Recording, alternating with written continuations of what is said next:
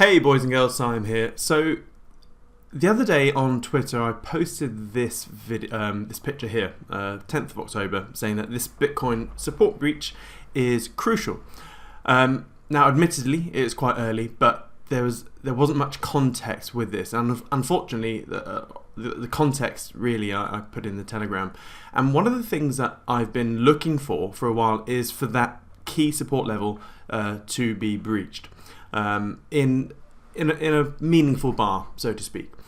And if I sort of so like with trading, we're not predicting. We never predict. That's where everyone gets mixed up. Everyone thinks, oh, traders are trying to always forecast the weather or the markets, and you know, Siam, you and your tea leaves and silly charts, blah blah blah. That's not what you do as a trader. I say this time and time again. Traders are all about coming up with maybe 2 to 4 possible or highly probable, or no, potentially probable outcomes. Okay, so let's say you've got 3 things. So this could happen, or this could happen. And what you need to do is come up with a plan of how you're going to action based on each probabilistic outcome. So you're not predicting anything. If anything, if it goes up, I'll do this. If it goes down, it does this. If it goes sideways, I'll do this. If you really sort of bland it out. So what happens is you simply observe. That we're not predicting anything. So you could have higher weight probabilities on a certain thing. So more recently I've been sort of 70 to 80% confident that the bearish scenario will be playing out, or is playing out as we speak. And then you're simply seeing what happens. And when it happens, you're like, okay, my mental model is correct that this thing is playing out, so I'm going to be doing blah blah blah with my trades and etc etc. So I'm never really predicting stuff. So the thing that I have been looking for is that breach, which happened. We then had 2 days of basically nothing, and now we've had that meaningful move down, which is a clear sign, to me at least, that there is much more to come. Even if you look at this on a weekly chart, excuse, these lines mean nothing to you. I keep them in there for me. But from a weekly chart perspective, that 20,000 K level is a huge psychological level of support. And the fact that we've been fanning around this for a while, and we did break below this, and we consolidated for basically a month below this. You can see that these last 4 weekly candles, we've tried to get back above it, got rejected 3 times. 1, 2, 3, got above it twice, got harshly rejected. And now this is the beginning of that capitulation move. So I am personally looking for 16 to 17k is the next consolidation level. I do think 12k is a very likely level, but it's not going to go down there in a straight line. I think we're going to see a bit of a hovering around this area first. So what was I? Whoopsie. So that's that. And the other thing I've been sort of talking quite a lot about in the Telegram is that with everything that's going on right now, I just want to be in a short. So I'll read this out. Blah blah blah. Yeah, so because I have been in some of these shorts and I've taken some quick profits, yeah, etc. But this here, and going forward, despite potentially going underwater for a bit, because you can't rule out a bit of a pullback, with the plethora of crazy bad news and metrics out there right now, I want to be in a short for the eventual trigger that will dump the markets. Won't take much. China, Ukraine, the Fed, crypto hack, crypto whatever. So many potential triggers. You could list a massive list of about 15 existential risks right now. And it could be, and eventually there's going to be a white swan event, I reckon.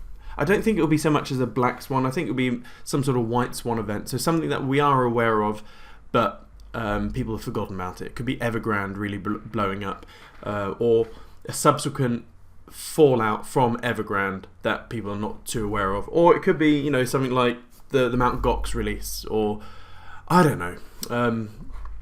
Gary Genzo may come out and say something. But either way, it doesn't really matter. Show me the charts, I'll show you the news. Well, the charts are basically saying some bad news is going to happen over the next month, and we're going to see an expansionary move to the downside. That is what I'm effectively betting on my own money. I'm putting my own money where my mouth is. So that's why I'm short. And so this move down on ETH has been quite nice. Let's look at this on the daily chart. So that crucial level of sort of 1300 has now been breached properly. We now need to rest or settle below this to effectively stick the landing, and then we'll see a fair bit more movement to the downside. We've got basically clear air from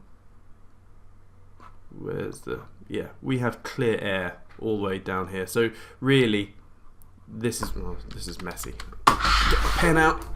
Where's the pen? Why is my pen not working? There we go. Yeah, we've got somewhere clear, so we should be I'm looking at that sort of area here.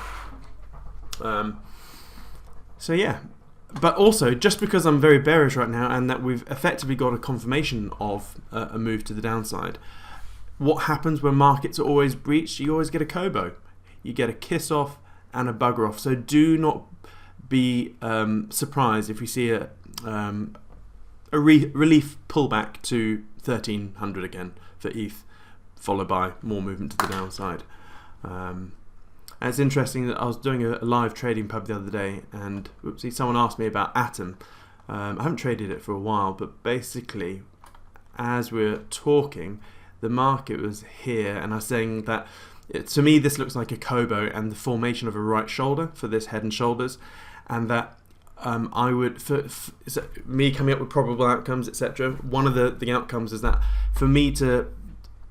for confirmation for me that this is the right shoulder and also a Kobo, it would need to basically come back down to this level within this time frame. There's actually a line that I drew here, that blue line, and we've had that, and so we've managed to get short. Not the best situation, but yeah, that short's doing well. But yeah, and there's one other thing which is annoying. So I'm concerned slightly, is that GMX. So I always keep an eye out on the GMX statistics. Obviously, in my opinion, it's the best decentralized trading platform. So you're trading out of your MetaMask wallet.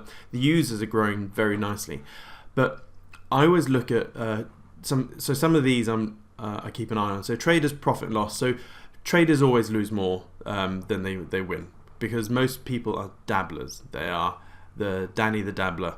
They don't treat trading seriously. They don't treat it like a business. They treat it like a hobby, etc., etc. So they always get toasted. And traders net P&L. So you can see very bad, days where they get absolutely clobbered. So if you then coincide this chart with this chart, it shows you the open interest, how bullish or bearish they are. So for example, if we go back to the 15th of September, everyone got absolutely clobbered. What happened? 15th of September. Oh no, they got clobbered on that day, but leading up to it, everyone was bullish. So on the 12th, so if we look at Bitcoin on the 12th of September, 12. Here we go, big down day. So everyone was very bullish, and then Bitcoin absolutely dumped. Therefore, people got absolutely hammered. And today, people are getting hammered because they're up until now, well, mind you, it's been about 50-50. After today, this is going to start getting more bearish. More people will start shorting. So when we start seeing more people shorting than going long on GMX, that is like, I don't like it. I like to be contrarian to the masses, because the masses have no idea what they're doing. So yeah, it's slowly inching towards more of a bearish leaning. But yeah, I mean the next target for Bitcoin is this low here, this 17,600-ish level, and ETH. Yeah, in fact, alts are actually preceding Bitcoin at the moment. So, but yeah, lots of key support breaches everywhere. Sand, Sol. It doesn't matter what your favorite crypto is, you're gonna get toasted. Absolutely everything is dumping, and most alts are at all-time lows at the moment. So this should continue. There we go. I'm still waiting. So for GMX, I've been waiting for about $25 GMX for a while now. Someone actually posted me on Twitter saying, "Ha, you're an idiot," as GMX spiked on the Binance listing. But it's game over. This is like a big triple top. Sort of, you could call it a shoulder. I think it's more of a triple top. The key level there is something like this. So this would be a nice area to sort of load up. And even all the proof of work stuff, you know, this has been breached. Everything's been breached. What was my last video on YouTube? As it says here, never ignore base support breaches, ever. So it's worth watching that video there. Anywho, hope all is well, and I will see you later.